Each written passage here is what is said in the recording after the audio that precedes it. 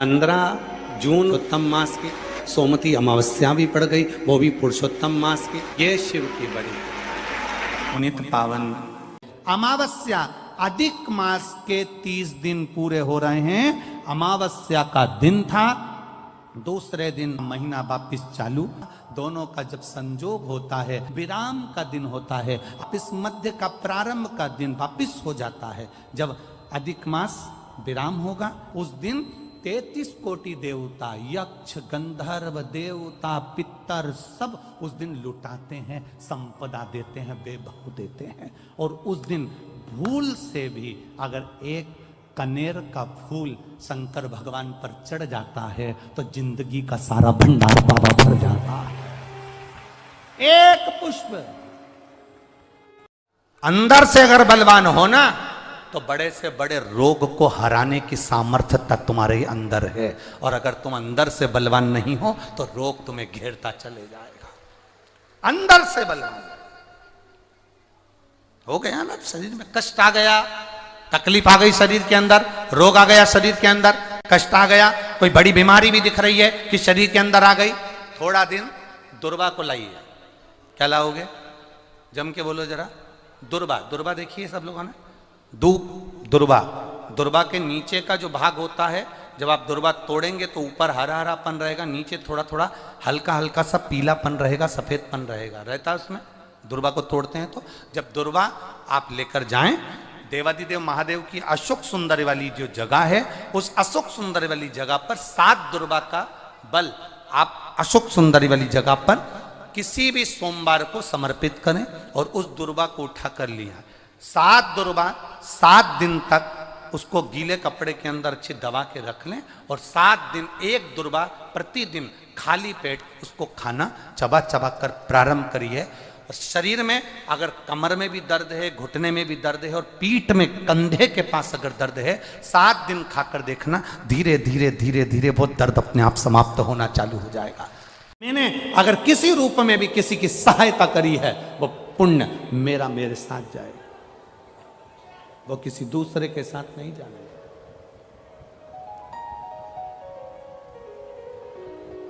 हमारा करा गया कर्म हमारा। बाणासुर शिव का उपासक, एक काम था उसका, बाणासुर का, एक बेलपत्री को शंकर भगवान पर समर्पित करता था। एक बेलपत्र शिव को समर्पित।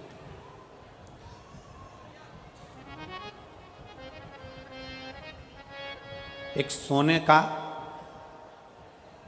सिंहासन ले लो,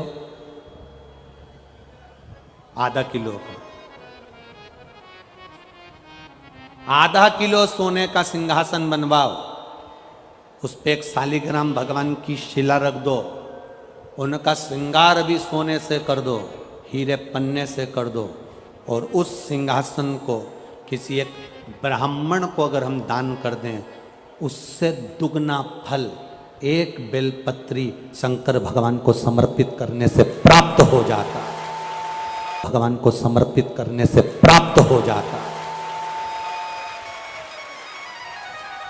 सोने के सिंहासन पर बिठाकर भी शालिग्राम शिला को हम किसी को दे रहे हैं, जितना पुण्य वो प्राप्त होगा उससे दुगना पुण्य एक बेलपत्र शंकर भगवान को मात्र समर्पित कर देने से उतना पुण्य हमारे खाते में पहुंच जाता है। एक बेलपत्र, एक बेलपत्र साधारण है क्या? ये बेलपत्र कोई सहज है क्या?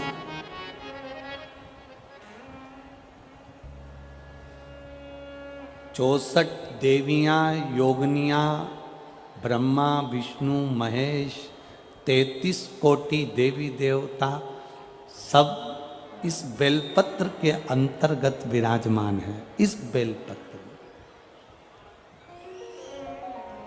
बारिश का मौसम चल रहा है, सावन भादो, ये सब बारिश के मौसम है। आप जिंदगी में एक काम अच्छा करिएगा, अपनी इस मनुष्य की देह से एक बेलपत्री का वृक्ष कहीं ना कहीं जरूर लगा देना, जिससे आप संसार से भले चले जाओ पर आपके द्वारा वृक्ष पृथ्वी पर रहे और उसकी पत्ती टूटकर महादेव को चढ़ती रहे, तो हमारी जिंदगी सार्थक हो। एक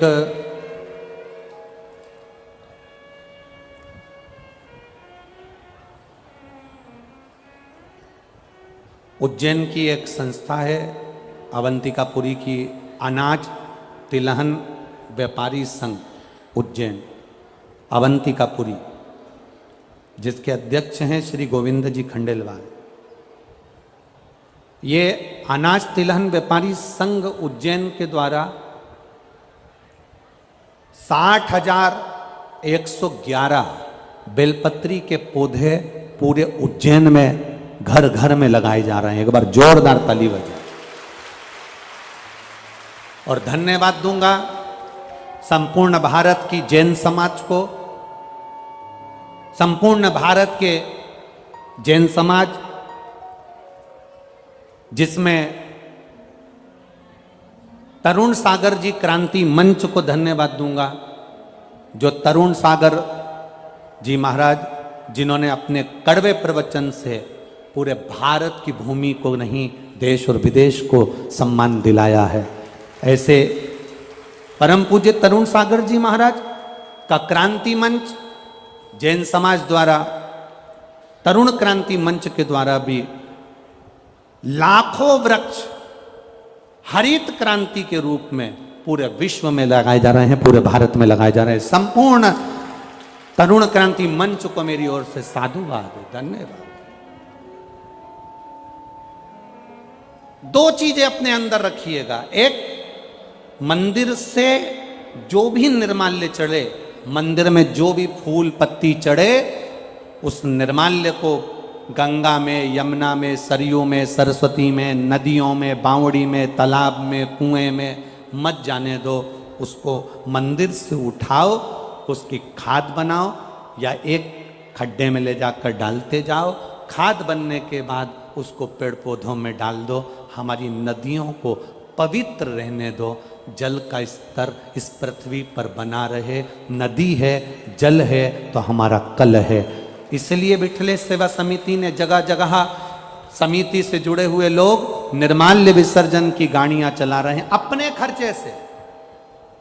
सरकार कचरा उठाने का वाहन चलाती है सरकार के खर्चे पर यह दुनिया का पहली ऐसी क्रांति है, ये पहली दुनिया का ऐसा आनंद है शिवपुराण का कि निर्माल्य विसर्जन के रथ भक्त अपने खर्चे से चलाते हैं और बड़े उमंग के साथ मंदिर में जाकर निर्माल्य उठाकर लाकर उसकी खाद बनाकर वृक्षों को डाल दो। और मैं धन्यवाद दूंगा, यहाँ की भी एक निर्माल्य विसर्जन की गाड़ी, एक कलपत्र था उसमें वर्णन था, शायद नीचे रखा होगा, एक निर्माल्य विसर्जन की गाड़ी। कल भी भक्त आए थे कि हमारी गाड़ी यहीं खड़ी है, आप चलिए, पर भीड़ अधिक होने के कारणवश हम उस गाड़ी के पास नहीं जा पाए। तो निर्माल्य विसर्जन की गाड़ी जो भक्त चला रहे हैं अपने अपने नगर नगर में, शहर शहर में, गांव गांव में, उनको धन्यवाद, साधुवाद। स्वच्छ रखिए। हमारे परदादा ने पानी को नदी तालाब में देखा है। हमारे दादा ने पानी को कुएं और बावड़ी में देखा है। हमारे पिताजी ने पानी को घर में, नलों में देखा है। हमने पानी को बोतल में देखा है। 2-4 पीढ़ी और आएगी ना तो पानी को फोटो में देखेगी, केवल फोटो। उस पानी को रक्षित करिए, सुरक्षित करिए, उस जल को बचाने का प्रयास करिए। अपने जीवन की सार्थकता के साथ में एक वृक्ष बेलपत्री का अवश्य लगाएं और कहीं ना कहीं अपने हाथ से एक पौधा अवश्य लगाएं, जिससे आने वाले समय में ये पूरी पृथ्वी हरी बनी रहे।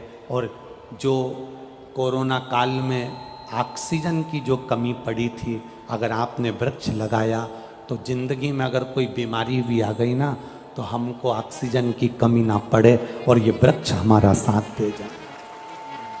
ये वृक्ष हमारा साथ। बाणासुर का एक नियम था।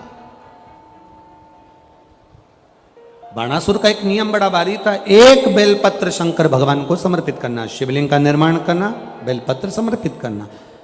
सारी तप साधना व्रत का पुण्य है एक बेलपत्र शिव को समर्पित करना।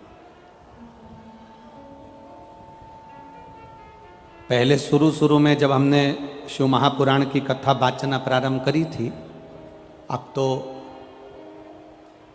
तो जितने भी वक्ता हैं बाबा की कृपा से ऐसी क्रांति है शिव पुराण की आई कि सब अब शिव पुराण वाचने लगे।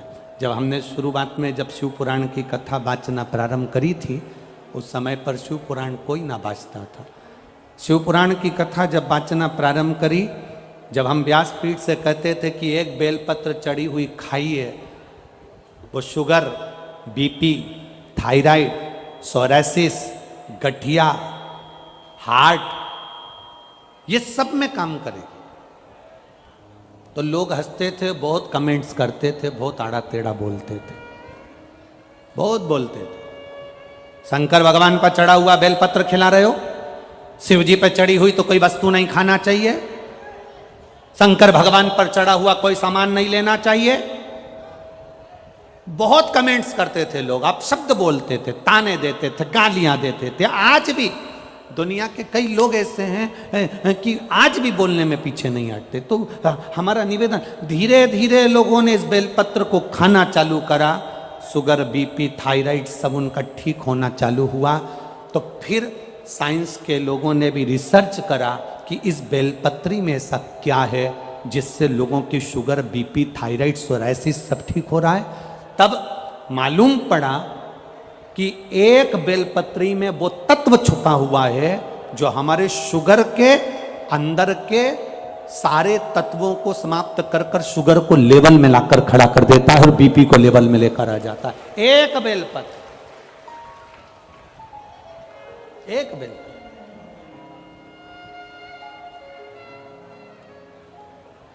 इसलिए शिव पर चढ़ी हुई बेलपत्र, एक बाणासुर एक बेलपत्र शंकर भगवान को समर्पित कर रहा है, बाणासुर एक बेलपत्र शिव जी को समर्पित करता है। उसके भीतर के भाव को शुद्ध करने के लिए, उसके भीतर के भाव को आनंदित करने के लिए एक बेलपत्र बाणासुर शंकर भगवान को दे रहा है। एक बेलपत्र।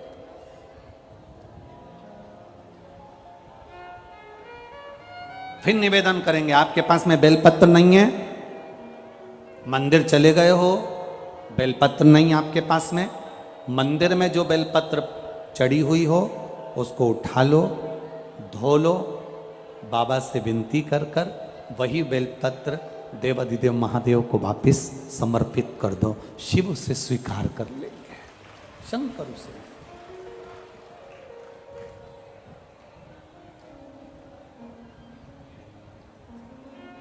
शिव उसे स्वीकार कर ले,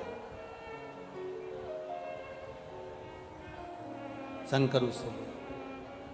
और फिर अच्छे से सुनिएगा, अगर मान लो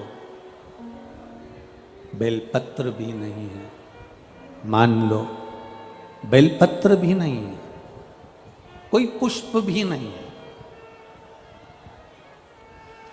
चढ़ाने के लिए एक लोटा जल भी नहीं है,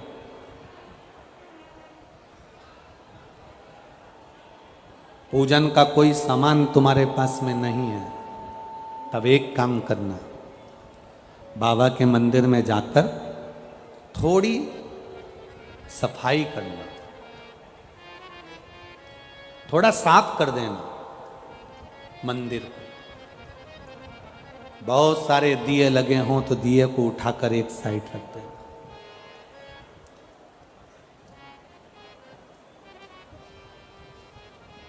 मोहल्ले की 50 माताएं अगर पशुपतिनाथ का व्रत कर रही हैं, तो मोहल्ले की 1-2 माता ऐसी हो जो पशुपति व्रत करने के लिए अगर माताएं मंदिर के अंदर आती हैं, तो तुम 2-3 बर्तन मंदिर के अंदर रखो।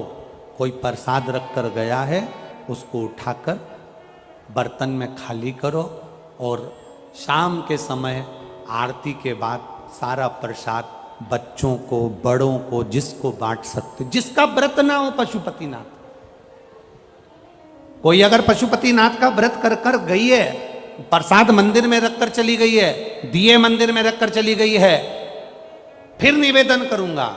एक पत्र किसी बेटी ने लिखा है कि मैं बड़ी दुखी हूं, मुझे बहुत कष्ट है और मैं अपनी कष्ट की जिंदगी जी रही हूं। मैं उस बेटी से निवेदन करूंगा, बेटा किसी के सामने जाकर हाथ मत फैलाना। तो पशुपतिनाथ के व्रत अगर कोई माताएं कर कर जा रही हैं, कोई लोग कर कर जा रहे हैं, वहां दिए छोड़कर चले गए, प्रसाद छोड़कर चले गए, तो उन्हीं को संभाल कर एक साइड रख, उस प्रसाद को उठाकर मंदिर में अगर पुजारी हो तो बात दूसरी है, नहीं उठाकर किसी भूखे को खिलाना चालू कर दे।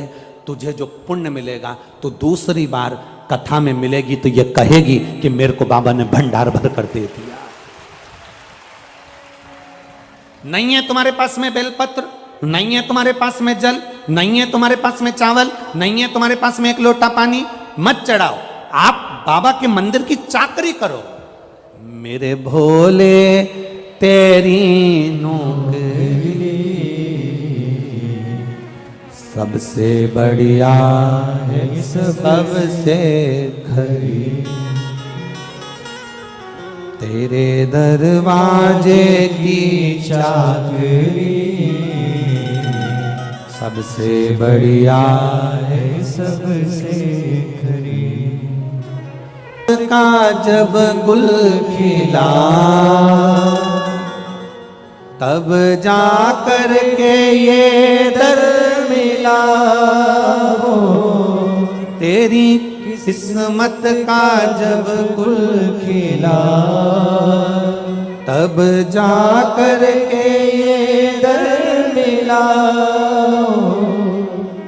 मिल गई मुझको चौखट तेरी सबसे बढ़िया है, सबसे खरी, भोले बाबा तेरी नौकरी सबसे बढ़िया है, सबसे खरी। जब से तेरा गुलाम हो गया, किसके गुलाम? महादेव के।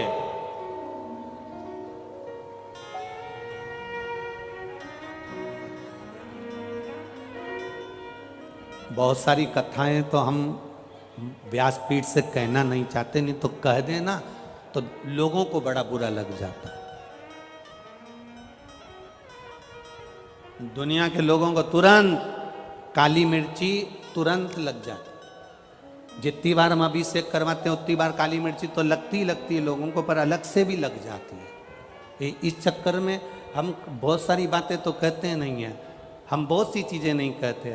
हम इतना जरूर कहना चाहेंगे, आप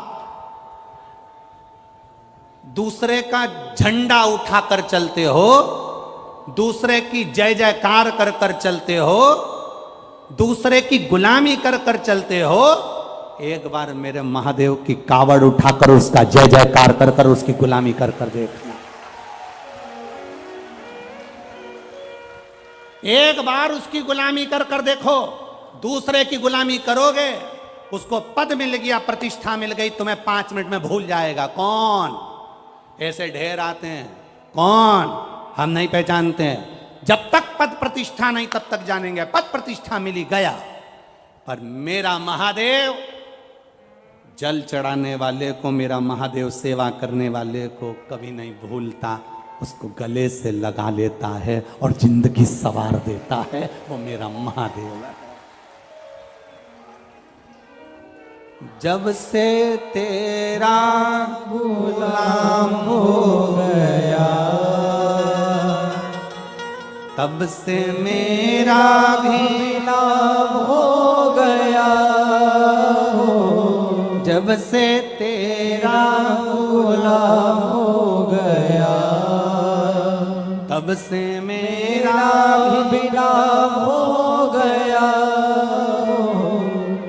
जिस भूमि पर कुबेरेश्वर धाम है, जिस भूमि पर कुबेर बाबा का यह मंदिर है, जिस भूमि पर कुबेरेश्वर धाम का कंकर शंकर है, ये कुबेरेश्वर धाम सीहोर का जंगल के अंदर था। कोई नहीं जाता था, अंधेरा हो जाता था, वहां कोई पहुंचता नहीं था, गाड़ियां भी नहीं जाती थी, क्योंकि मेन रोड से, हाईवे से अंदर कौन जाता।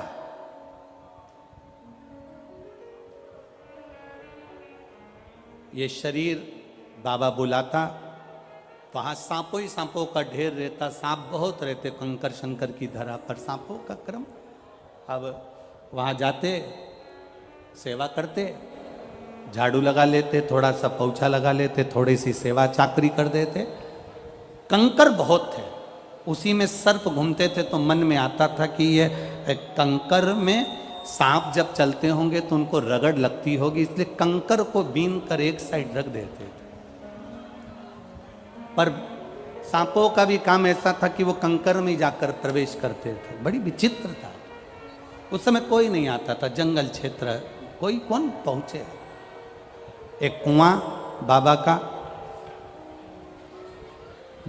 वहां कंकर, और उसी कंकर की सफाई, आराधना, चाकरी, सेवा करते करते जब से तेरा गुलाम हो गया। हमने सोचा भी नहीं था कि बाबा हाथ पकड़कर मैनपुरी तक लेकर आ जाएगा, इतने कथाओं का आनंद करा देगा, ये सोचा नहीं। उसकी गुलामी करी है, और करो।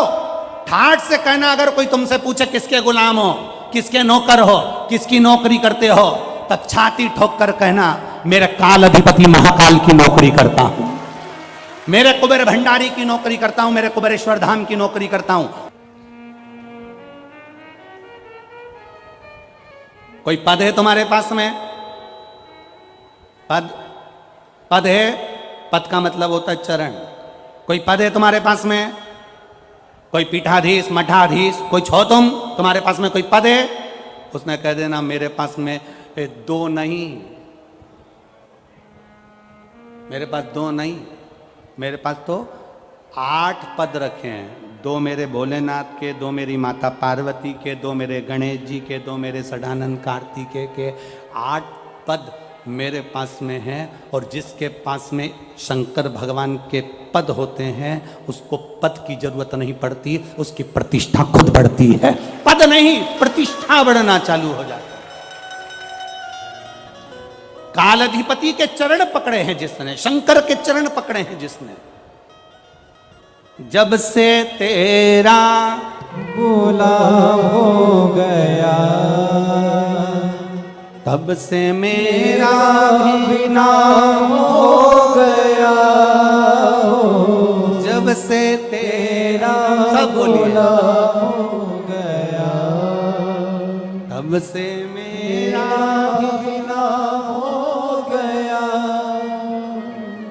वरना औकात क्या थी मेरी, वरना औकात क्या थी मेरी, सबसे बढ़िया है सबसे खड़ी। क्या औकात थी? बाणासुर के पास में था क्या? लंका के राजा रावण के पास था क्या? भस्मासुर के पास था क्या? अंधकासुर के पास था क्या? क्या था? ऐसा कौन है?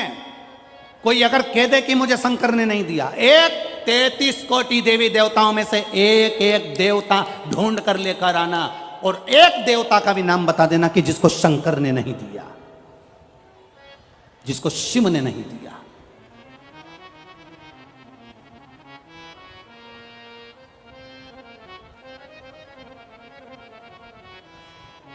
राजा अच के घर में दशरथ जैसे बेटे दिए, राजा दशरथ के घर में राम जैसा बेटा दिया, राजा राम के घर में लवकुश जैसे बेटे दिए। ये उसकी ही तो कृपा है, और कौन देता? भगवान कृष्ण के घर में 1,77,186 बच्चे दिए, ये उसी की तो कृपा है। कौन देता?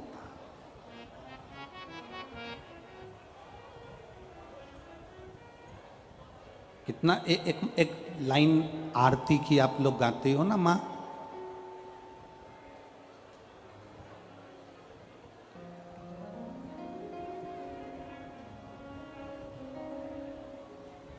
सतियों के सत को सवारता भी वही है,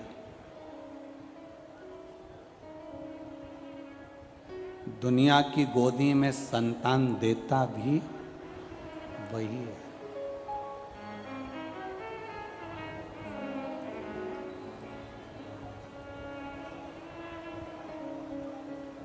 सब कुछ दिया उसने।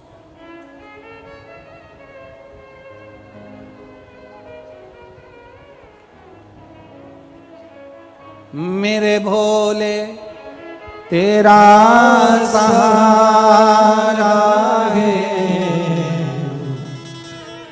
मेरे भोले तेरा सहारा है, मेरी नैया का तू किनारा है, मेरी नैया का तू किनारा है। उसके सहारे हम, बाणासुर ने एक बेलपत्र समर्पित कर कर कर शंकर भगवान से वर प्राप्त कर लिया था कि मुझे हजारों भुजाएं दे दो, राजसी ठाट दे दो, वैभव दे दो, सत्ता दे दो। सब कुछ बाणासुर को मिल गया था, सब कुछ। क्या नहीं दिया मेरे शिव जी ने, क्या नहीं प्रदान करा मेरे भोलेनाथ ने, सब दे दिया। सबसे जल्दी राजी होने वाला देवता एक ही तो है, शंकर भगवान। एक लोटा पानी चढ़ाओ, 3 बार ताली बजाओ, बम बम बोलो, राजी। दक्ष प्रजापति ससुर, सिर कट गया, फिर काय का सिर लगा? जम के बोलो जरा, बकरे का।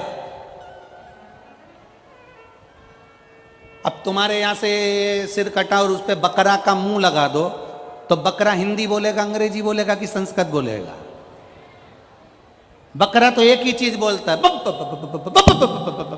अब बकरा जैसे ही बोला, बकरे, दक्ष प्रजापति को सिर लगा था बकरे का। अपने जमाई की, शिव की स्तुति कैसे करे? तो बकरा हिंदी नहीं बोल पाया, संस्कृत नहीं बोल पाया, अंग्रेजी नहीं बोल पाया, मराठी गुजराती नहीं बोल पाया, बस मुंह से बोला। शंकर जी इतने खुश हो गए, मेरा ससुर कितनी अच्छी स्तुति कर रहा है, मेरा ससुर इतनी जोरदार स्तुति कर रहा है। शंकर भगवान ने उसी समय अपने ससुर के सामने दर्शन दे दिया। ससुर के सामने जिस दिन बकरे ने बब बोला और शिव जी प्रसन्न हुए, शंकर भगवान ने उसी दिन कह दिया, सुनो दक्ष प्रजापति, तुमने बकरे का मुख लगने के बाद भी मेरी स्तुति करी है, जो मेरे मंदिर में आकर बम बम बोलेगा, समझ लूंगा कि मेरा ससुर आया है और उसको भंडार भर दूंगा। अब जितने भी मंदिर में जाते हैं वो चिल्ला चिल्ला कर कहते हैं बम बम भोले, तो शंकर भगवान समझ जाते हैं मेरा ससुर आया है। अब कई माताएं भी बोलती है बम बम भोले, तो शंकर भगवान समझ जाते हैं कि सास भी साथ में आई। उसमें मेरा वो गर्दनी तो रिश्ते बनाने में नंबर 1, संबंध अच्छे। अब तुम्हारा और शंकर जी का रिश्ता कौन सा हो गया? ससुर और दामाद का। बोलो सही है गलत है? भगवान से रिश्ता बहुत करीब का बनाकर रखना, बहुत करीब का। जिस विधायक जी से मिलना है, सांसद जी से मिलना है, मंत्री जी से मिलना है, मुख्यमंत्री जी से मिलना है, प्रधानमंत्री जी से मिलना है, राष्ट्रपति जी से मिलना है, अध्यक्ष जी से मिलना है, इससे मिलना है, तो उसका करीबी।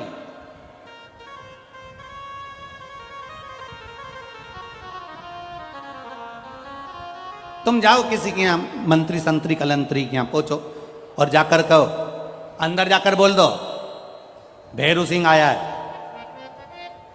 दरवाजे पे जितने लोग खड़े होंगे ना, वो भैरू सिंह के बाहर निकाल के सिंदूर चढ़ा देंगे। चलो निकलो बाहर, निकल जाओ यहां से बाहर। अरे जाकर तो बोलो भैरू सिंह आया है। अब मंत्री जी को भी कह दिया साहब कि भैरू सिंह आया है। मंत्री जी के ऐसा भैरू तो ना जाने कितना है, निकल बाहर। अब इतने में जाते से कह दिया, जाकर कहो मंत्री जी से, जाकर कहो मंत्री जी से कि तुम्हारी साला आया है। साला मंत्री लिया, अंदर लिया, जल्दी जा अंदर लेके आ उसको। जाकर के दो मामा जी का छोरा आया है, अंदर लेके आ। मौसी का बेटा आया, अंदर लेकर आ। रिश्ता बना है ना, इसलिए उसको अंदर बुलाना पड़ेगा।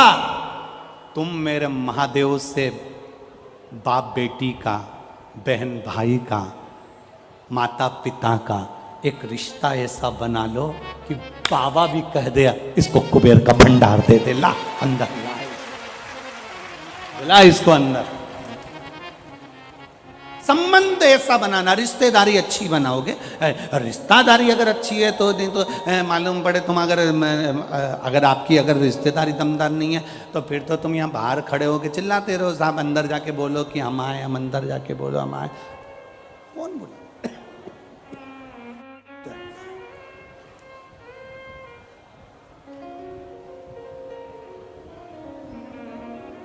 उससे संबंध अच्छे बने।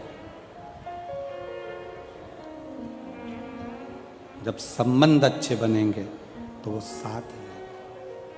संबंध अच्छे। बाणासुर ने शिव जी की आराधना कर कर भगवान शंकर को साधा है। तब शिव महापुराण की कथा कहती है कि बाणासुर तप कौन सा करता है। एक बेलपत्र अगर शंकर भगवान के मंदिर में समर्पित कर रहे हैं, ये तप साधना ही है।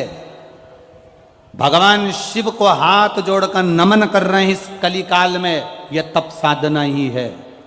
किसी भूखे को भोजन करा रहे हैं, यह तप साधना है। किसी प्यासे को पानी पिला रहे हैं, यह तप साधना है। किसी के बीमारी में हमने उसको औषधि दिला दी, यह तप साधना है। कोई पढ़ना चाहता है, उसकी एजुकेशन के लिए हमने थोड़ा खर्च कर दिया, ये तप साधना है। ये तप साधना व्यक्ति के जीवन की एक आनंदमय साधना किया। और अगर हम वही ग्रहण नहीं कर पाए तो फिर हमारा पहुंचना, हमारा जाना, हमारा आगे बैठना या हमारा आगे खड़े होना वही मायने है।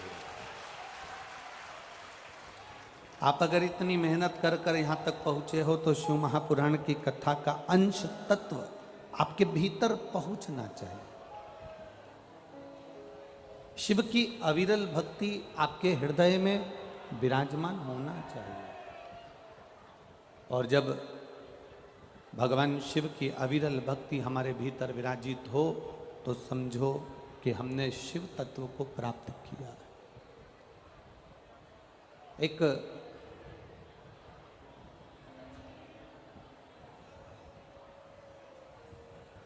दीपक अगर जलता है, उसमें बाहर की अगर हवा लगेगी ना तो वो दीपक को बुझा देगी। जलते हुए दीपक को एक कांच की हंडी के अंदर रखा जाता है। जलते हुए दीपक को एक कांच की हंडी के अंदर रख देते हैं जिससे वो दीपक बुझे नहीं, जिससे वो दीप बुझे ना। हम क्यों कथा के पंडाल के अंदर जाकर बैठते हैं, हम क्यों मंदिर के अंदर जाकर बैठते हैं? दुनिया के लोग ताना देने वाले, कमेंट्स करने वाले, अपशब्द कहने वाले तो आपसे कह देते हैं मंदिर में जाकर क्यों बैठते हो, शंकर जी के मंदिर में क्यों जाते हो, राम जी के मंदिर में क्यों जाते हो। कृष्ण के मंदिर में क्यों जाते हो, शिव महापुराण की कथा में क्यों बैठते हो, क्यों सुनते हो कथा, क्यों जाते हो पंडाल में, क्यों जाते हो मंदिर में, क्यों जाते हो तीर्थ में, क्यों जाते हो गुरु की शरण में, क्यों जाते हो पवित्र नदियों का स्नान करने के लिए। ये दुनिया के लोगों को नहीं मालूम कि दीप जलता है तो उस पर हंडी रख दी जाती है कांच की, जिससे वो दीप बुझे ना, बाहर की हवा से वो बुझे ना, इसलिए उस पर हंडी रख दी जाती है। तो ये शिव महापुराण का पंडाल नहीं, मंदिर नहीं, देवालय नहीं, ये इस शरीर की हंडी है जिसके अंदर ये बैठा हुआ है। और ये शिव पुराण रूपी हंडी के अंदर जो जाकर बैठ गया, एक बार उसके अंदर अगर दीप प्रकट हो गया, मंदिर में जाकर, शिवालय में जाकर, देवालय में जाकर, भगवान की भक्ति में जाकर, तीर्थ में जाकर, पवित्र नदियों के स्नान में जाकर जो बैठा है, वो अपने आप को ये समझे कि मैं जलता हुआ दीप हूं, दुनिया को प्रकाशित करने वाला मैं पुंज, मैं दीप हूं, और मेरे जलने से, मेरे प्रकट होने से, मेरे प्रज्वलित होने से दुनिया को प्रकाश मिल रहा। आसक्ति, वासना, तृष्णा, मोह, प्रपंच, ये बाहर की हवाएं हमको आकर बुझाने का प्रयास करेंगी।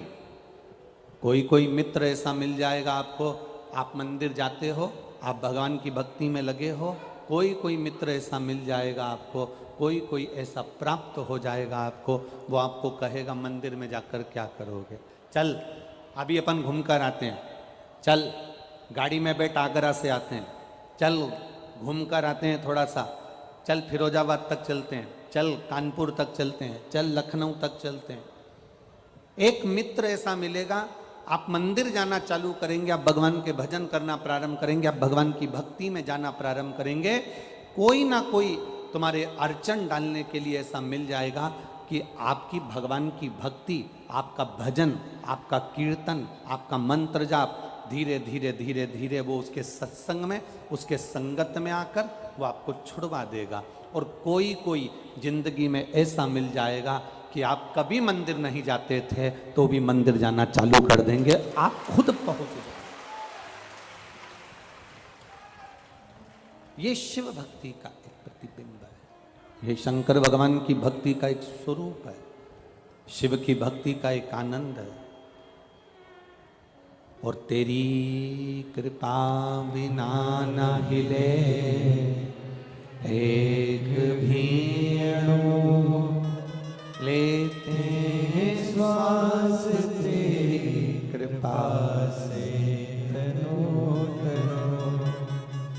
हे गंगाधार मुक्ति द्वार ओमकार तू, बोले ओमकार तू, आयो शरण तिहारी शंभु तार तार तू। शरीर में अगर बीमारी है, देह में अगर बीमारी है, शरीर में अगर रोग है, देह में अगर रोग है, शरीर में अगर बीमारी है, देह में अगर बीमारी है, तो उसका इलाज डॉक्टर के पास है। डॉक्टर उस बीमारी का इलाज कर सकता है। शरीर में अगर बीमारी है, देह में अगर बीमारी है, तो उसका इलाज डॉक्टर कर सकता है। पर अगर मन में बीमारी है तो इसका इलाज तो केवल महादेव ही कर सकता है, दूसरा कोई नहीं कर सकता। बोल बम का नारा है, बाबा एक, सारी समस्या का हल। ये बाहर की बीमारी, देह की बीमारी, शरीर की बीमारी, ये शरीर की बीमारी का इलाज डॉक्टरों के पास है। देह की बीमारी का इलाज डॉक्टरों के पास में रहेगा, पर मन की बीमारी का इलाज किसी के पास नहीं। अगर होगा तो मेरे देव अधिदेव महादेव के पास होगा, वहां जाकर बैठोगे, मन की बीमारी दूर होगी। मन की बीमारी दूर होगी। कितना पाप में लिप्त रहता है ये शरीर। कुत्ता मरता है ना तो उसको कपड़े से कोई नहीं ढाकता। मैनपुरी में कोई ढाकता है क्या? जम के बोलो। पशु मरता है तो उसको कपड़े से कोई नहीं ढाकता। पक्षी मरता है उसको कपड़े से कोई नहीं ढाकता। हाथी मरा उसे कपड़े से कोई नहीं ढाकता। कोई जानवर मरा उसे कपड़े से कोई नहीं ढाकता। कोई चूहा मरा उसे कपड़े से कोई नहीं ढाकता। पशु पक्षी जानवर कोई भी मरे उसे कपड़े से कोई नहीं ढाकता। केवल एक मनुष्य जब मरता है तो इसको कपड़े से ढाका जाता है, केवल एक मनुष्य को। और ये मानव को कपड़े से क्यों ढाकते हैं? क्योंकि इसने जिंदगी में बचपन से लेकर मरते तक इतना झूठ बोला होता है, इतना पाप करा होता है कि इसके पाप को छुपाने के लिए इसे कपड़े से ढाक कर शमशान तक ले जाया जाता है। पाप में लिप्त रहता, झूठ में लिप्त रहता, आसक्तियों में लिप्त रहता, वासना में लिप्त रहता, तृष्णा में लिप्त रहता, आसक्तियों में फंसा होता।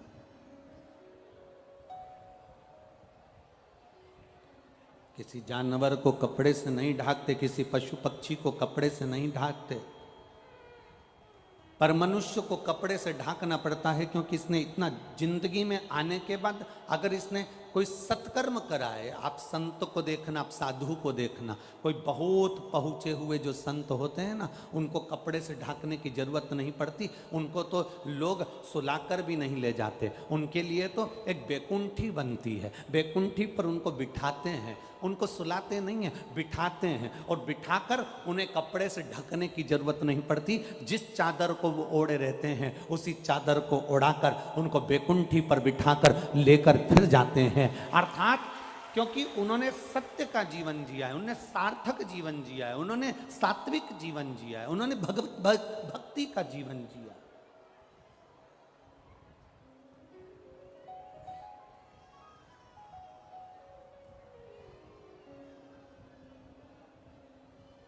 जिसने अपनी जिंदगी को सही मायने में जिया। देखो, परिवार में एक सदस्य ऐसा होता है जो पूरे परिवार के लिए बहुत कुछ करता। भगवान ऐसे व्यक्ति को प्रत्येक घर में गिफ्ट के रूप में भेजता है। हर घर के अंदर एक व्यक्ति ऐसा होगा जो पूरे परिवार के लिए, कुटुंब के लिए, घर के एक एक सदस्य के लिए, चाहे वो बहन हो, बेटी हो, नाते हो, रिश्ते हो, कुटुंब हो, कबीला हो, सबके लिए वो आगे बढ़कर करता है। पर जो व्यक्ति भगवान ने सबके लिए भेजा है, जो सबके लिए करता है, सबके लिए आगे बढ़ बढ़कर, कोई माता ऐसी होती है, कोई भाई ऐसा होता है, कोई भाभी ऐसी होती है, कोई बहू ऐसी होती है, कोई माता पिता ऐसे होते हैं, कोई काका काकी ऐसे होते हैं, कोई मौसा मौसी ऐसे होते हैं, कोई मामा मामी ऐसे होते हैं, कोई जीजी जीजा ऐसे होते हैं, कोई नाना नानी ऐसे होते हैं। जो कोई एक घर में एक व्यक्ति ऐसा होता है जो सबके लिए, परिवार में सबके लिए, घर के लोगों के लिए करता है, पर उसके लिए दुनिया में कोई नहीं बना जो उसके लिए करता हो। घर के सब सदस्य के लिए वो करेगा, पर उसके लिए घर का कोई सदस्य नहीं कर सकता। ये रीति आज की नहीं, ये रीति पुरानी है। एक पानी की बाल्टी में रस्सी बांधकर कुएं के अंदर, बावड़ी के अंदर उसको नीचे उतारो, वो बाल्टी पानी खींच खींच कर लेकर आती है, खींच खींच कर लाएगी, 10-10 बाल्टियों को भर देगी, 10-10 हंडों को भर देगी, 10-10 पानी की बाल्टियों को भर देगी। पर वो जो बाल्टी है, उस बाल्टी को कोई नहीं भरता, तो वो बाल्टी खुद जाती है और खुद नीचे से भरकर ऊपर आती है। उस बाल्टी को किसी में इतनी सामर्थ्यता नहीं कि कुएं से पानी लेकर आने वाली बाल्टी को कोई दूसरी बाल्टी भर दे, उसको खुद भरना पड़ता है। घर में कोई सदस्य एक ऐसा होता है जो सबके लिए करता है, सबके लिए जीता है, पर उसके लिए कोई नहीं होता, तब उसके लिए मेरा भोलेनाथ, मेरा बाबा विश्वनाथ होता है। मेरा शंभू, मेरा त्रिकालदर्शी, मेरा कैलाशी, मेरा अविनाशी, मेरा केदारनाथ, मेरा महाकाल, मेरा भीमा शंकर, मेरा वैद्यनाथ, वो स्वयं उसके लिए होता है। अरे सब मतलब के यार हमने देख लिया संसार, हमने देख लिया झूठे नाते, झूठे रिश्ते, झूठे नाते, झूठे रिश्ते, अरे झूठा है संसार हमने देख लिया। सब मतलब के यार हमने देख लिया। एक बाल्टी सब बाल्टियों को भर देती है, कुएं में से पानी निकाल कर, पर उस बाल्टी को कोई भरने वाला नहीं होता। वो बाल्टी खुद जाती है नीचे और फिर भर कर आती है, क्योंकि उसमें इतना बल होता है कि वो स्वयं परमात्मा के सहारे पर जीता है और परमात्मा के सहारे पर ही रहता है, उसके भरोसे, उसके साथ। और मेरे बाबा दया करना, मैं तेरे भरोसे हूँ। भोले बाबा दया करना, मैं तेरे भरोसे हूँ। हम उसके सहारे जिए। हम क्यों विचार करें कि कौन मेरे लिए करेगा?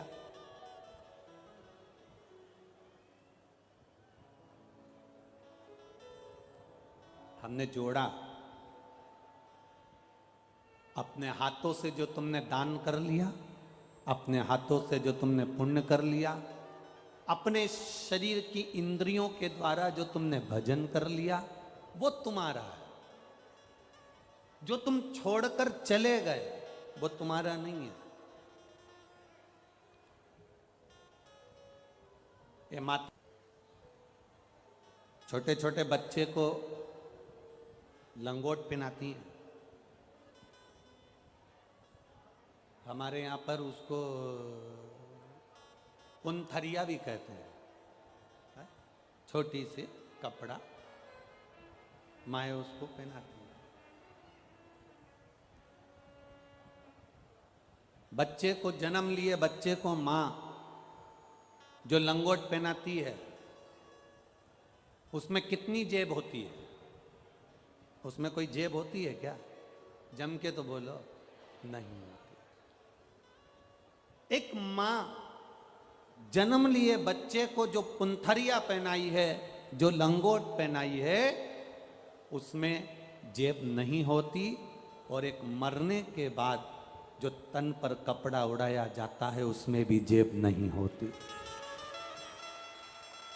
जेब नहीं। बच्चा जब गोदी में आया तो माँ उसको बिना जेब के लंगोट बांध रही है, क्योंकि माँ ने उसको ज्ञान देना चाहा कि तू जन्म तो लिया है, पर याद रखना कि तू कुछ लेकर नहीं आया है। जो कुछ मिलेगा तुझे तेरे प्रारब्ध से मिलेगा, जो कुछ मिलेगा तुझे तेरी मेहनत से मिलेगा, और जो कुछ मिलेगा तुझे तेरे कर्म के प्रारब्ध से मिलेगा। ये तेरा है।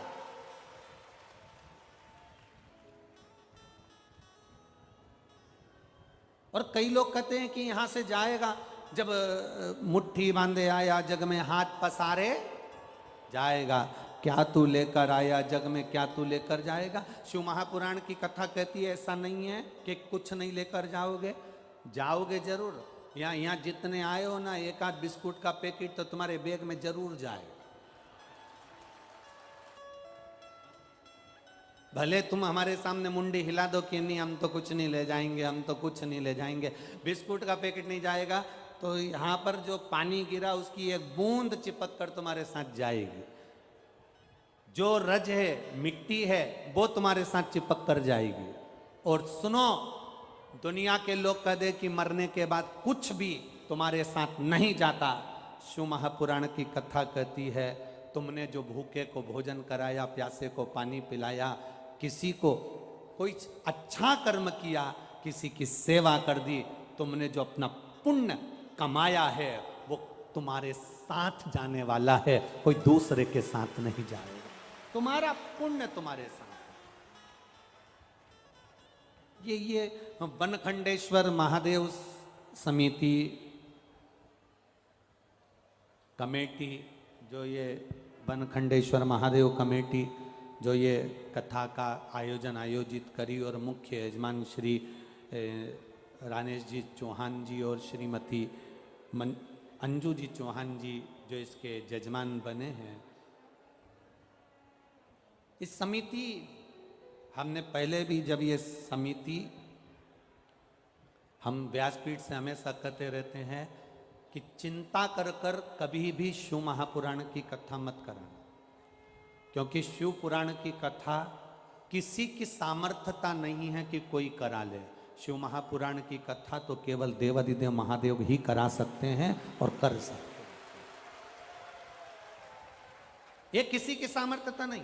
अगर जजमान परिवार आज दोनों बैठे हैं चौहान परिवार से, दोनों पति पत्नियां विराजमान है, उनके बच्चे विराजमान है, उनका कुटुंब, उनका परिवार अगर बैठा हुआ है, तो ये विश्वास मानकर चलना आप नहीं बैठे हो, ये तो मेरा देव अधिदेव महादेव, क्योंकि शंकर की कथा में लिखा है शिव पार्वती ईश्वर जी गोरा जी बनकर, गणा और गोर बनकर शंकर पार्वती यजमान बनकर बैठते हैं।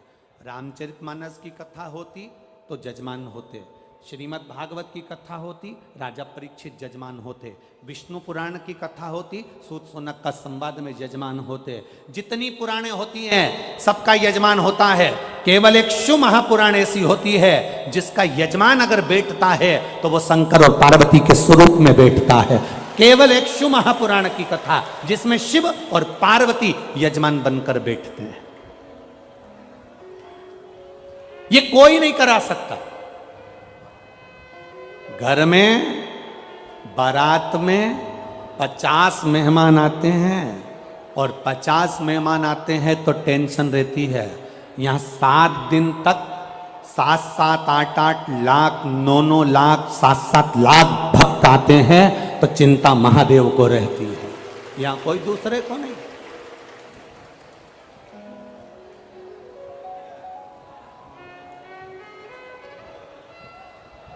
ये व्यासपीठ का नियम है, आप कभी विचार करिएगा, कभी एक अंदाजा लगाना।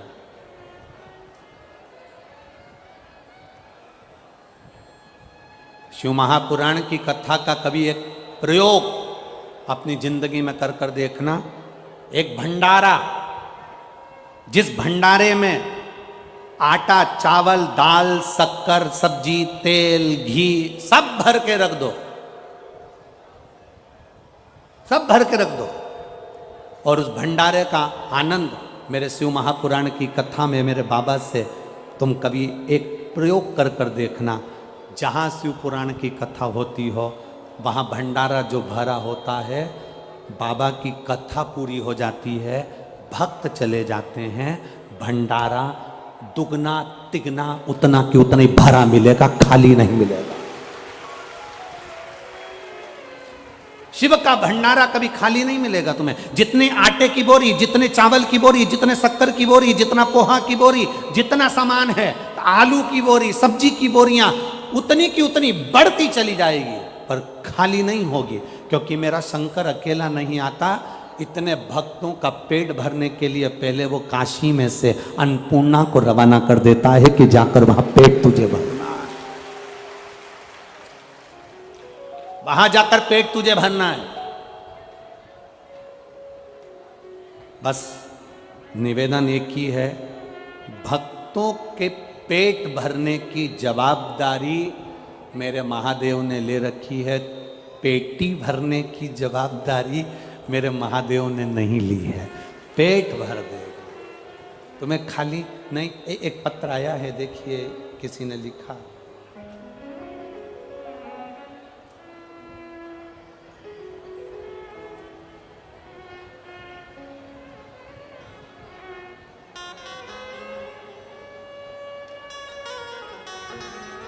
ब्रजेश यादव, मैं यहीं मैनपुरी का रहने वाला हूं। कहीं बैठे हो ब्रजेश जी तो हाथ हिला सकते हैं। ब्रजेश यादव, मैं मैनपुरी का रहने वाला हूं। गुरुजी, भोले बाबा का क्या बखान करूं गुरुजी। मैंने पहले आर्मी में नौकरी करी है, फिर मैं सेवानिवृत्त होने के बाद घर आ गया। मन में थोड़ी सी निराशी रही कि इतनी जल्दी मेरी सेवानिवृत्ति हो गई और अब कोई कामकाज नहीं। तब मेरी धर्मपत्नी ने, जिसका नाम रेखा यादव है, उसने पशुपतिनाथ का व्रत करना प्रारंभ करा और मेरी पत्नी ने मुझसे कहा अपन दोनों सीहोर चलते हैं कुबेरेश्वर धाम, वहां से रुद्राक्ष लेकर आते हैं। हमारा रिजर्वेशन हो गया। बाबा की कृपा का हम क्या वर्णन करें। हम बाबा से ये कहने के लिए कुबेरेश्वर जा रहे थे कि मैं सेवानिवृत्त हो गया हूँ आर्मी में से, मेरी नौकरी वापस लग जाए कहीं पर भी, ऐसी कृपा कर दो। बस रिजर्वेशन पक्का करवाया और जाने की तैयारी होने लगी। इतने में कॉल लेटर आया कि आपका टेस्ट करने के लिए आपको बुलाया गया है। और वापिस मुझे बुलाया गया। मेरी पत्नी सीहोर गई, वहाँ से रुद्राक्ष लाई, कंकर लाई। हमने 21 दिन तक उसका पूजा अर्चना करी और बाबा से विनती करी कि मेरी नौकरी लग जाए। 25 फरवरी 2023 को मेरा वापस सिलेक्शन हो गया और मुझे सरकारी नौकरी वापस मिल गई। मैं बाबा को यहाँ नमन करने के लिए आया हूँ। शिव तत्व है। कहीं बैठे हों, ब्रजेश यादव मैनपुरी से हैं, पहले आर्मी में सर्विस करी है, उसके बाद अभी सरकारी नौकरी में। शिव तत्व आप ही हैं क्या? हाथ हिला दो एक बार। हर हर महादेव, हाथ हिला दीजिए एक बार। ये शिव तत्व है, ये ओघड़ दान, ये तरकाल। तेरी कृपा बिना नहीं एक भीड़ो लेते हैं श्वास तेरी कृपा से तनो तनो बखान क्या करूं मैं राखों के ढेर का चपटी बबूत में खजाना कुबेर का। हे गंगधार मुक्ति द्वार ओमकार तू भोले ओमकार तू आयो शरण तिहारी शंभो तार तार तू। ये शिव है, शिव।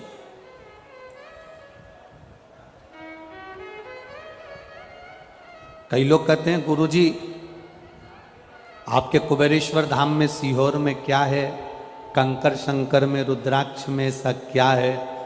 हम उनसे कहना चाहेंगे हमें तो नहीं मालूम कि उसमें क्या है, पर इतना जरूर मालूम है कि जो एक बार कुबेरेश्वर धाम की धरा पर आता है वो 3 महीने में वापिस पहुंच जाता है। ये तो जरूर पक्का है, ये वहां की रीत है। कुबेरेश्वर धाम के रुद्राक्ष में क्या है हमें नहीं मालूम, पर उसके उस रुद्राक्ष का एक आनंद ये जरूर है, आप दुनिया के कितने रुद्राक्ष तुम्हारे पास में हो, उसको पानी में डालकर रखना, वो थोड़े दिन में बदबू मारेंगे और गल जाएंगे, टूट जाएंगे, सड़ जाएंगे।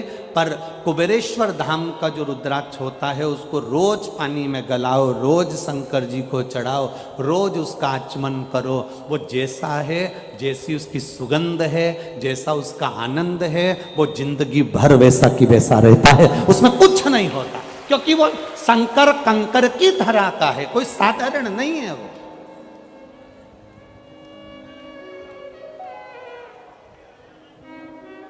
वहां विश्वास है शिव के कंकर में।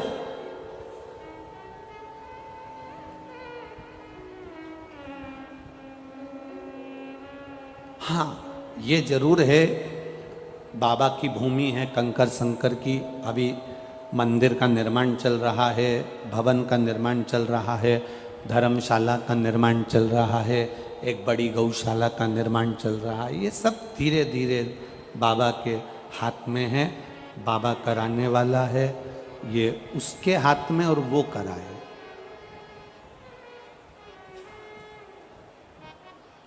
ये उसके हाथ, कितनी कृपा करता है वो, कितनी दया करता है वो, ये उसके ऊपर।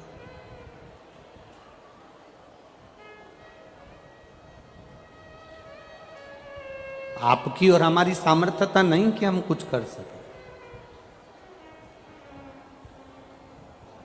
और यहां बैठे हुए जितने भी भक्त हैं, जितने कार्यकर्ता इस वनखंडेश्वर कमेटी के हैं और यजमान परिवार हैं, कभी अपने मुख पर ये लेकर मत आना कि हमने इस शिव महापुराण की कथा को करवाया। आपके मुख पर आना चाहिए ये तो महादेव ने शिव महापुराण की कथा को करवाया। हमारी क्या सामर्थ्यता है? लोग कहें कि क्या ले जाओगे, क्या लाए, तुम कहना मेरा पुण्य मेरे साथ में जाएगा। मैंने जो दान करा, मैंने जो पुण्य करा, मैंने जो सत्कर्म करा, अगर युद्ध के मैदान में मेरा रथ खंडित हो गया तो मैं युद्ध नहीं लड़ूंगा। अब तुम्हें एक काम करना है श्री हनुमंत लाल जी, जाओ और शंकर भगवान के रथ के पहिए को खोखला कर दो। रथ का पहिया अगर खोखला हो जाएगा, रथ दौड़ेगा, टूट जाएगा। टूटा, और वो टूटने के बाद में फिर मेरा देव अधिदेव महादेव इस युद्ध को नहीं लड़ेंगे। गला पकड़ रहा है, देव अधिदेव महादेव इस युद्ध को नहीं लड़ेंगे। आप करो ये प्रयास। हनुमान जी महाराज एक भंवर का रूप धरकर चले, और भंवर का रूप रखकर हनुमान जी महाराज पहुंचे जहां पर रथ के पहिए में कीला लगता है। उस कीले की जगह से रथ के पहिए के अंदर प्रवेश कर गए। पहिए के अंदर प्रवेश करे, पहिए को हनुमान जी महाराज ने खोखला कर दिया। जैसे ही बाणासुर ने कहा आक्रमण, रथ दौड़ा। शंकर भगवान का जैसे ही रथ दौड़ा, दौड़ते से ही शिवजी के रथ के भागते ही पहिया टूट गया। टूट गया तो भोलेनाथ जी ने कहा अब मैं युद्ध नहीं लड़ सकता, अब तुम युद्ध लड़ो। बाणासुर ने युद्ध लड़ना प्रारंभ करा। द्वारिकाधीश ने जिस हाथों का इसको अहंकार था, उस बाणासुर के हाथों को काट काट कर मेरे द्वारिकानाथ ने टुकड़े टुकड़े कर कर जमीन पर फेंक दिए। जिस अभिमान में, जिस चीज का तुमको घमंड होगा, जिस चीज का तुमको अहंकार होगा, वो सबसे पहले खींची जाती है, सबसे पहले छीनी जाती है। अब व्यक्ति को अहंकार, ये काया पाने के बाद सबसे ज्यादा व्यक्ति को अहंकार जिस जिस चीज का आता है वो चीज उससे छुड़ा ली जाती है। इन दांतों को अहंकार रहता है, मैं काट लूंगा, मैं खा जाऊंगा, मैं काट लूंगा, खा जाऊंगा। मरने से पहले सबसे पहले यही निकल के सोफा सेट बाहर हो जाता। काया का अहंकार रहता है मैं कितनी सुंदर, दिन भर दर्पण और सुंदर। मरने से पहले ये काया भी बेकार हो जाती है। बाल का अहंकार होता है तो सीवर वाले महाराज के भी चले गए।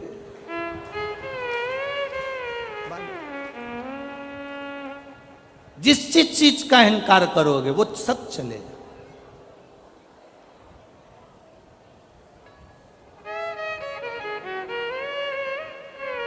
धन का अहंकार करा, धन चले गया। सत्ता का अगर अहंकार करोगे, सत्ता चली जाएगी। वैभव का यदि अभिमान करोगे तो वैभव चले जाएगा।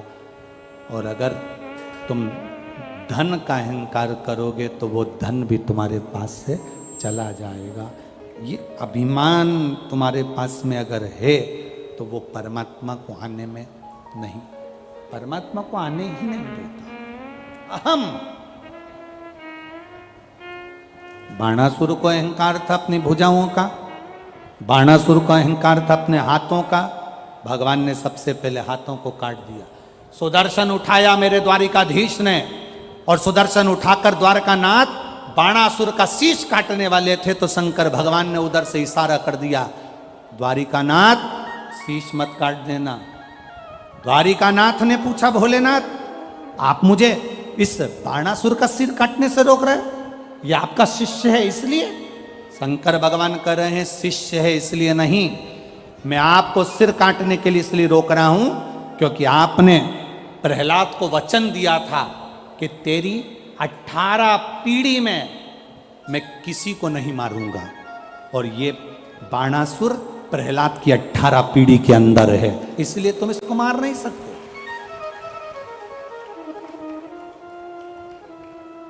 ये प्रहलाद की 18 पीढ़ी के अंदर है, तुम इसे मारोगे नहीं, तुम इसे मार नहीं सकते।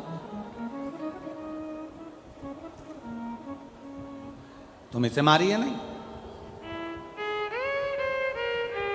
अब द्वारिकानाथ ने अपने सुदर्शन चक्र को वापस लिया, द्वारिकाधीश ने अपने सुदर्शन चक्र को वापस लिया। और द्वारिकानाथ ने बाबा भोलेनाथ जी से कहा, फिर इसका अंत कैसे होगा, इसके प्राण कैसे छूटेंगे, शरीर कैसे छूटेंगे? शिव जी ने कहा, इसने वर मांगा है, मरूं तो कुंवारी कन्या के हाथ से मरूं, कुंवारी कन्या के हाथ से।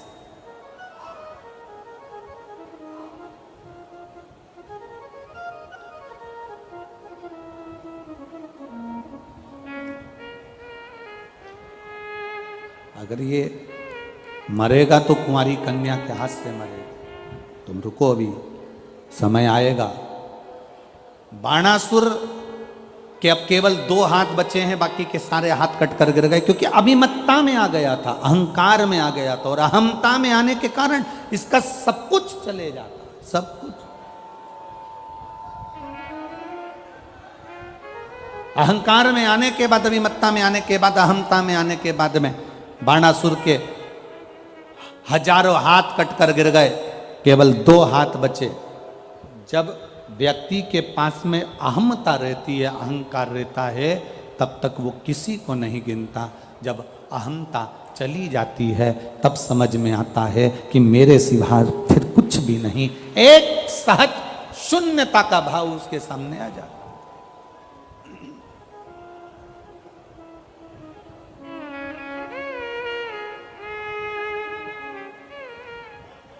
एक शून्यता का भाव।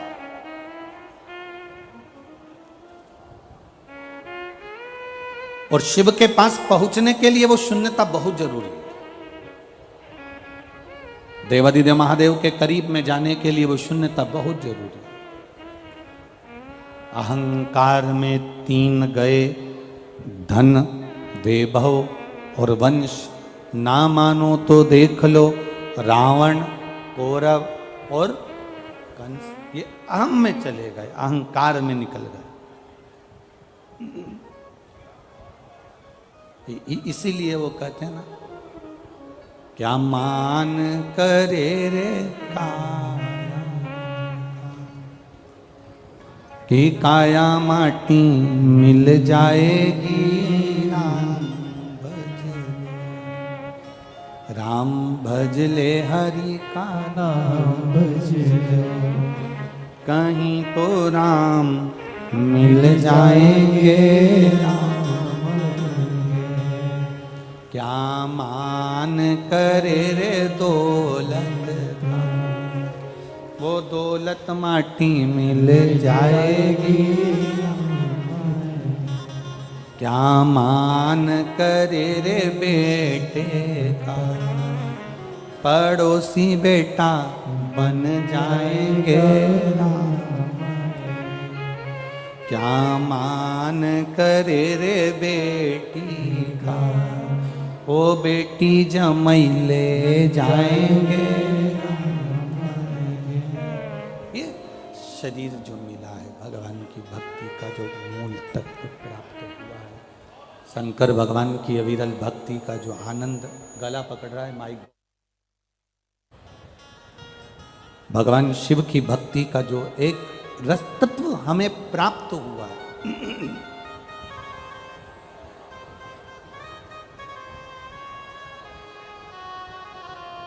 अहमता से परे हो जाओ। बाणासुर के हाथ कट गए, फिर भी इसका अहंकार समाप्त नहीं हुआ। कभी कभी रस्सी जल जाती है पर उसका बल नहीं जाता। कभी कभी किसी का सब कुछ चले गया, उसके बाद भी अहंकार, अहम, अभिमत्ता उसके अंदर रह जाती है।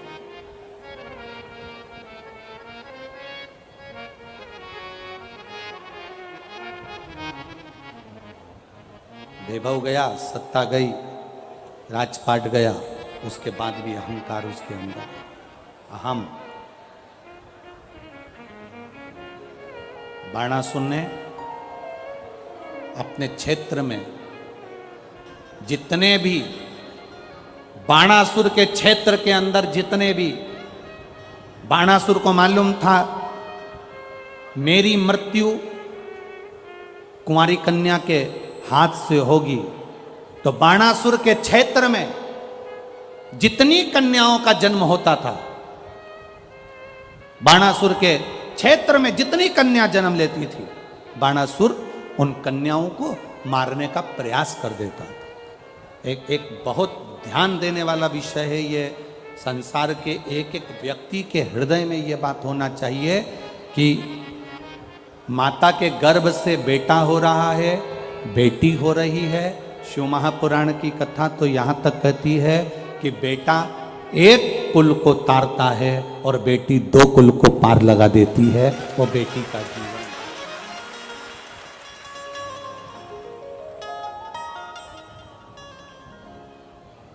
गर्भ में आने वाली बेटियां, गर्भ में आने वाली संतान, गर्भ से जन्म लेने वाली बेटियां, अगर इस गर्भित बेटी को, शिव महापुराण की कथा कहती है, गर्भ में रहने वाली बेटी को जो गर्भ में मरवा देता है, भ्रूण हत्या करवा देता है, गर्भस्थ कन्या को या कुंवारी अवस्था में उस बच्ची पर कोई गलत प्रहार करता है, छोटी सी कन्या पर गलत दृष्टि देता है, छोटी सी कन्या के साथ अगर कोई गलत कर्म करता है, शिव महापुराण की कथा कहती है कि उस व्यक्ति को बार बार पृथ्वी पर जितनी बार वो जन्म लेगा, जितनी बार वो जन्म लेगा, उतनी बार उसको अधोगति में तड़प तड़प कर, रोग ग्रसित होकर मरना ही पड़ता है। ग्रसित होकर।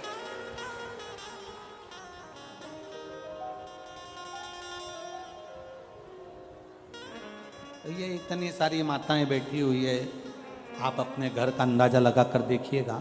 आप अपने घर में एक अंदाजा लगाइएगा,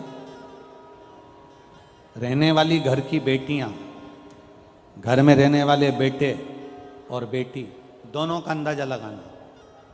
आपकी पत्नी को भी देखना, आपकी पत्नी का भी अंदाजा लगाना कि आपकी खुद की पत्नी वो अपने माता पिता के प्रति कितना समर्पित रहती है। बोलो सही है कि गलत है? आपकी खुद की पत्नी माई के 50 बार फोन लगाती है, मम्मी कैसी हो, पापा कैसे हो, भैया कैसे हो, शुगर की जांच कराई कि नहीं कराई, बीपी देखा कि नहीं देखा, भैया पापा को दिखाने चले जाओ फिरोजाबाद, भैया पापा को आगरा ले जा, भैया पापा को दिल्ली ले जा। तुम्हारे खुद की पत्नी को देखना, वो स्वयं अपने माता पिता के प्रति कितना सम्मान रखती है, उसके माता पिता के प्रति कितना आदर, उसके माता पिता के प्रति कितनी जागरूक होती है। खुद की पत्नी को देखो,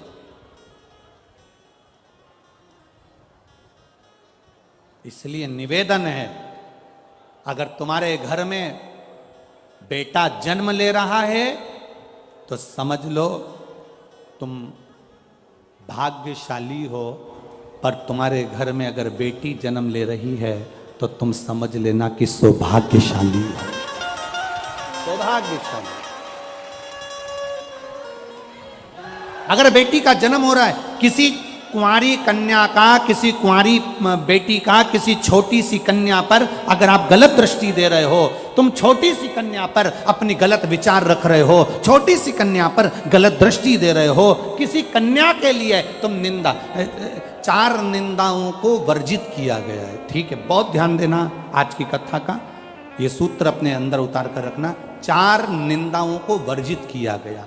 एक, सौभाग्यवती नारी, सुहागिन स्त्री, मांग में सिंदूर भरी हो, गले में मंगलसूत्र हो, हाथ में चूड़ा हो, पांव पैजनिया हो, किसी के घर की भी वो स्त्री हो, किसी के घर की भी वो नारी हो, वो किसी के घर की अगर मांग में सिंदूर भरी है, मंगलसूत्र पहनी है, चूड़ी पहनी है, बिछुड़ी पहनी है, सौभाग्यवती नारी की कभी निंदा नहीं करना चाहिए।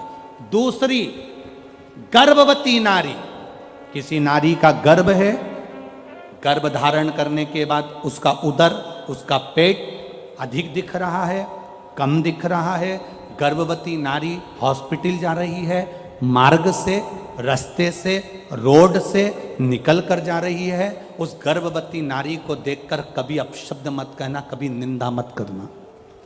4 निंदाओं को वर्जित बताया है कि 4 निंदा करने वाले व्यक्ति की दशा क्या होती है, वो भी आपको वर्णन कर रहे हैं। पहली, सौभाग्यवती नारी।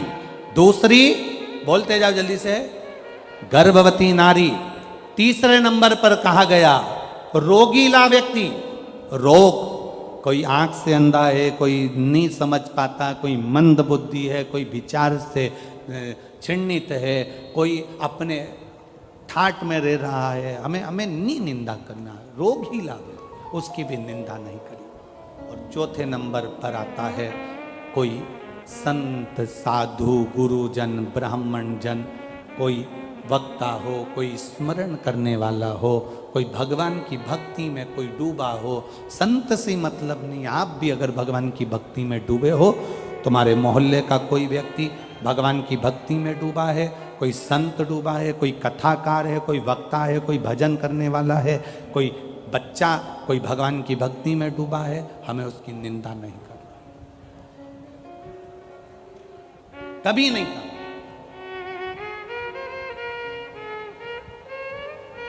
आज के जमाने में व्यासपीठ पर बैठकर लोग एक दूसरे की निंदा करते रहते हैं, कई लोग, और वहां सुनने वाले भी बैठे रहते हैं। उस समय पर खड़े होकर बोलना चाहिए आपको कि महाराज जी, हम यहां निंदा सुनने नहीं आए, हम यहां भगवान की कथा सुनने के लिए आए। व्यासपीठ पे बैठकर लोग दिन भर निंदा करते हैं, उस महाराज जी ने ऐसा बोला तो उसकी निंदा कर दी, उस महाराज जी ने ऐसा बोला तो उसकी निंदा कर दी। हम 3 घंटे का समय निकालकर अपने घर से चलकर कथा को सुनने के लिए आए हैं, किसी कथाकार की या किसी वक्ता की या किसी संत की निंदा सुनने के लिए नहीं आए। आप संत की बड़ाई करिए, संत का व्याख्यान करिए, पर निंदा ना करिए। निंदा नहीं श्रवण करना, हमें अपनी भक्ति में ये शिव महापुराण की एक अलग आनंद था। इस व्यासपीठ ने आज तक किसी की निंदा का क्रम ही नहीं करा। वो भगवत भजन जितना कर सकते हो, जितना स्मरण कर सकते हो, जितनी भक्ति कर सकते हो, जितना शिव तत्व को अपने अंदर उतार सकते हो उतना उतारो, जितना शंकर को अपना बना सकते हो उतना बना लो। ये कथा हमेशा बस शिव को पाने का तरीका बताती रही है। ये कथा कभी निंदा को करने के लिए जागरूक ही नहीं होती, क्योंकि समय नहीं है तब।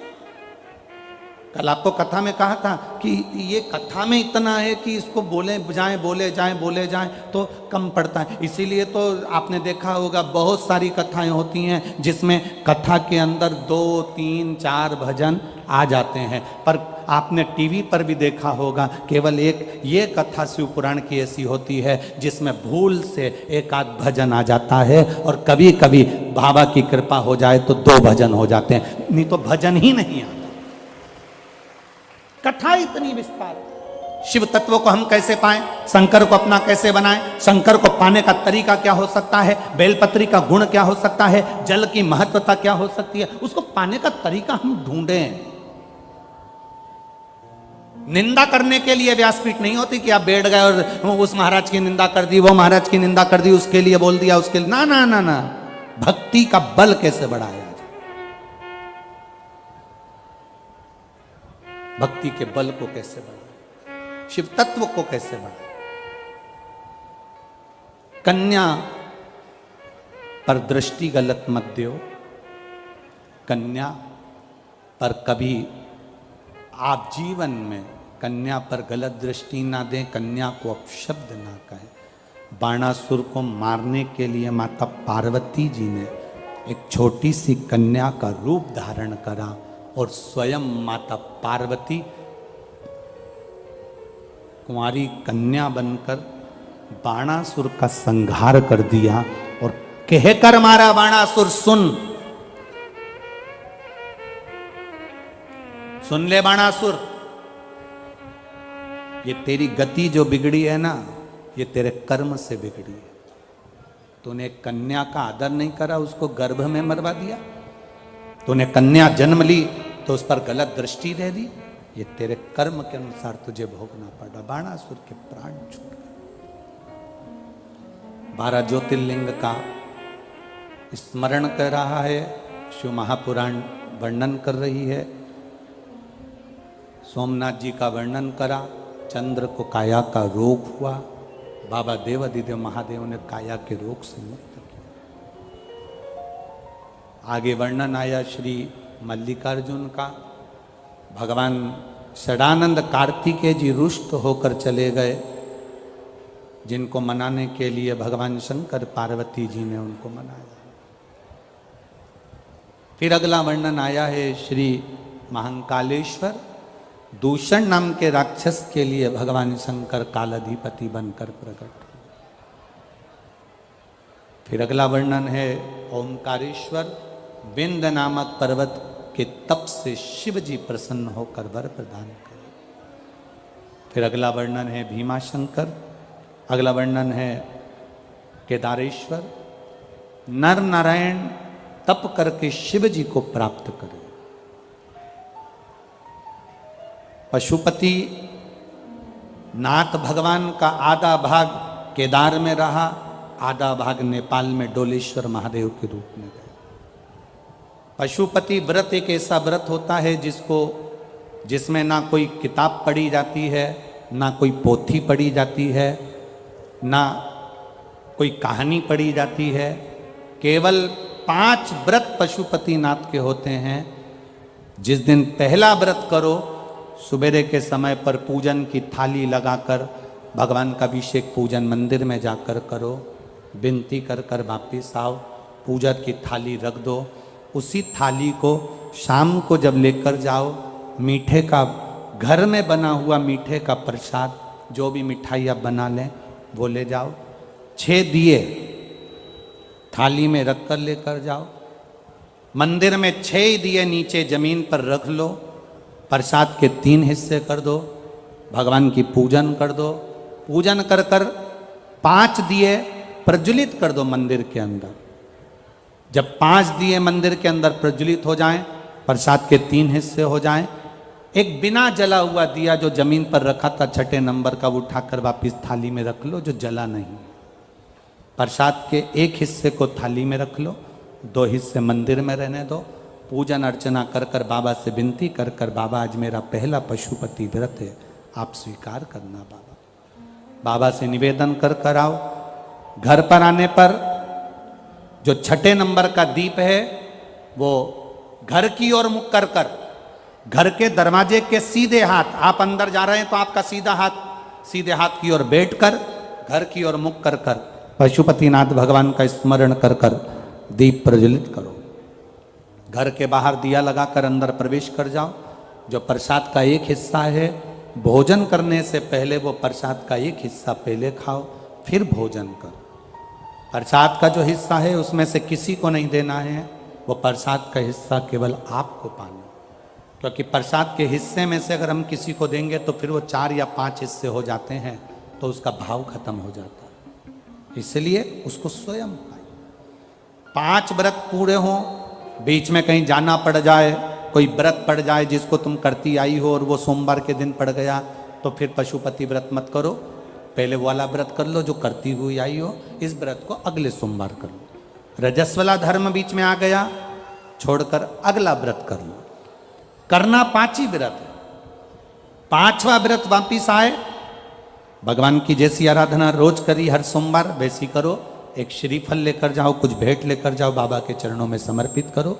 108 चावल का दाना या पत्ती या फूल की पत्ती या बेलपत्र आदि जो भी तुम बाबा को समर्पित करना चाहते हो वो चढ़ा दो।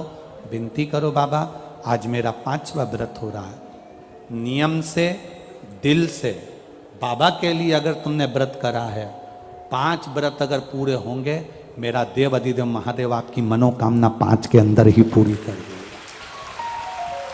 5 व्रत बाबा के करो। ये पशुपति व्रत बाबा केदारेश्वर के रूप में विराजमान हुए। अगला वर्णन आया है भीमाशंकर, कुंभकर्ण की धर्म पत्नी करकटी, करकटी का पुत्र भीम जिसका भगवान ने संहार करा, शिवजी भीमाशंकर के रूप में विराजमान हुए। अगला वर्णन है काशी विश्वनाथ, मनु शत्रुपा का तप बल से भगवान वहां प्रकट हुए। त्र्यंबकेश्वर, गौतम बाबा पर गौ हत्या का दोष लगा तो मेरे देवादिदेव महादेव ने आकर वहां साथ दिया, हत्या के दोष से मुक्त कर। अगला वर्णन आया है वैद्यनाथ, रावण बाबा को लेकर जा रहा था शिवलिंग, संध्या होने के कारण भूमि पर रखा, शिवजी बाबा को उठा नहीं पाया, बाबा वैद्यनाथ जी के रूप में विराजमान हुआ। अगला वर्णन आया है श्री नागेश्वर, दारुक नाम के राक्षस का संहार कर कर भगवान नागेश्वर के रूप में विराजमान हुए। फिर वर्णन है रामेश्वरम, भगवान राम जी महाराज ने शिवलिंग की स्थापना कर पूजन कर लंका पर चढ़ाई करी और विजय प्राप्त की। अगला वर्णन है श्री कृष्णेश्वर, सुधर्म नाम के ब्राह्मण की धर्म पत्नी सुदेहा घूष्मा, घूष्मा के बेटे को सुदेहा को दिया गया। सुदेहा ने अपने बेटे के टुकड़े कर कर पानी में डाल दिए। घूष्मा को लगा मेरा बेटा बहुत दिन से नहीं दिखा, जिसको मैंने अपनी सोतन को दिया था, इसको नहीं मालूम कि मेरे बेटे को मार डाला सोतन ने, मार डाला सोतन ने। आज शिवलिंग की आराधना कर कर जल विसर्जन किया। जैसे ही जल में विसर्जन करा शिवलिंग का, बेटे को याद किया। 1 हफ्ते पहले मरा हुआ बेटा तैरता हुआ जिंदा बाहर आ गया। शिवजी ने कृष्णेश्वर के रूप में विराजमान हुए। 12 ज्योतिर्लिंग का स्मरण तुमरुका जी ने चंचुला देवी को करा। चंचुला देवी के पति प्रेत योनि से मुक्त हो गए। बिंदु अखंड सौभाग्य माता चंचुला का हो गया। भगवान शिवजी अपने मस्तक से बेलपत्र उठाकर शिव पोथी को समर्पित करते हैं। बाबा देवादिदेव महादेव ने कहा, सुनो तुमरुका जी, ये शिव महापुराण की कथा कलिकाल में, कलयुग में मेरी अविरल भक्ति को देने वाली होगी।